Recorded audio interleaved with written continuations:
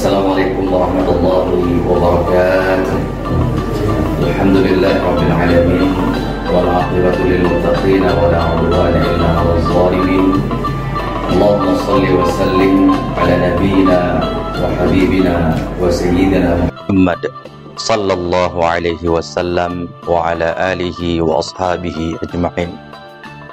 Para pemirsa Msenda TV yang kami hormati, alhamdulillah pada kesempatan ini dalam momentum menyambut Tahun Baru Islam 1444 Hijriah, marilah kita mencoba merenungi beberapa hal daripada peristiwa hijrah yang dilakukan oleh Rasulullah Sallallahu Alaihi Wasallam bersama sahabat-sahabatnya dalam rangka mengembangkan dan mempertahankan risalah agama Allah yang diamanahkan kepada beliau.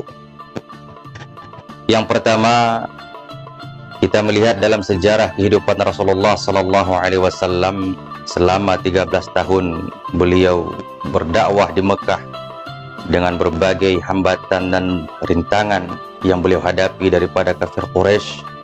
Allah Subhanahu wa taala memerintahkan beliau untuk berhijrah ke Madinah Al-Munawwarah.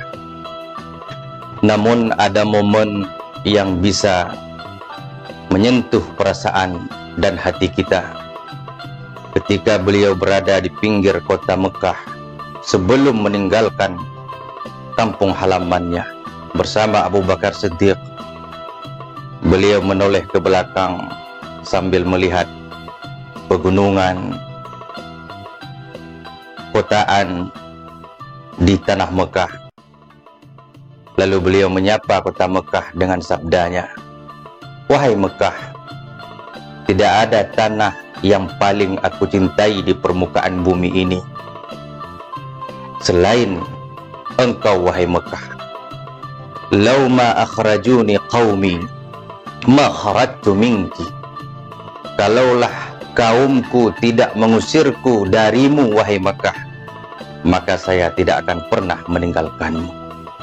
Setelah mengucapkan ucapan perpisahan ini kepada kota Mekah, Rasulullah Sallallahu Alaihi Wasallam melanjutkan perjalanan hijrah menuju ke Madinah Al-Munawwarah. Namun apa yang terjadi, para pemirsa yang kami hormati?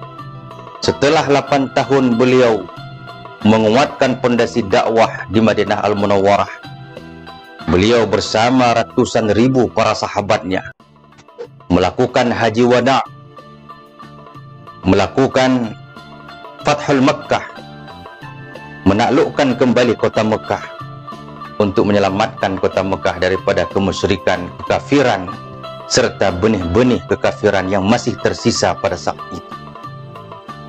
Pelajaran yang bisa kita ambil dari sini adalah kita mencintai dan merasa tanggung jawab terhadap kampung halaman kita, tanah kelahiran kita, sebagaimana Rasulullah Sallallahu Alaihi Wasallam mencintai kampung halamannya, tanah kelahirannya Mekah Al-Mukarramah. Meskipun beliau sukses di Madinah, tetapi tidak pernah lupa kepada kampung halamannya. Maka bagi kita semuanya yang diberikan kesuksesan, kelapangan oleh Allah Subhanahu wa taala dimanapun kita berada, jangan pernah lupa kampung halaman kita, tanah kelahiran kita. Baktikan hidup kita lahir dan batin untuk merubah keadaan saudara-saudara kita, untuk merubah generasi kita, merubah masyarakat kita, agar kesuksesan yang kita miliki bisa dirasakan juga oleh saudara-saudara kita di kampung halaman kita, di tanah kelahiran kita. Mudah-mudahan bermanfaat. Assalamualaikum warahmatullahi wabarakatuh.